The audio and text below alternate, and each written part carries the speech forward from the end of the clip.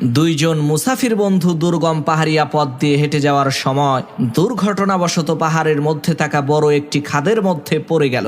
সেই খাদ থেকে বের হওয়ার কোনো রাস্তা নাই। সে কি বিশাল বড় খাদ, এর কোনো কুল কিনারা তারা দুই বন্ধু মিলে পাচ্ছে না। এদিকে দিন শেষ হয়ে সন্ধ্যা নেমে আসলো, চারদিকে ঘুটঘুটে অন্ধকার হতে শুরু করলো, আর তারা দুজনেই প্রচন্ড শীত অনুভব করতে লাগলো। তখন দুই বন্ধু মিলে পরামর্শ করলেন, একজন খাদের এই দিকে যাবে আর একজন ওই দিকে যাবে। তারা দুইজনে যত লাকড়ি পাবে সব লাকড়িগুলো এনে আগুন ধরাবে, যাতে করে শীতের কবল থেকে তারা রক্ষা পায়। সিদ্ধান্ত অনুযায়ী দুইজনে লাকড়ি খোঁজা আরম্ভ করল। একজন অনেকগুলো লাকড়ি সংগ্রহ করে আগের জায়গায় ফিরে এসে আগুন ধরিয়ে বিশ্রাম নিতে থাকলো। এইভাবে চলে গেল অনেক সময়, কিন্তু এত সময় চলে যাওয়ার পরেও তার অন্য আরেক বন্ধুটা এখনো লাকড়ি নিয়ে ফিরে আসলো না। তখন সেই লোকটি ভাবতে লাগলো, হায় হায়, আমার বন্ধুকে কোনো হিংস্র প্রাণী খেয়ে ফেললো নাকি?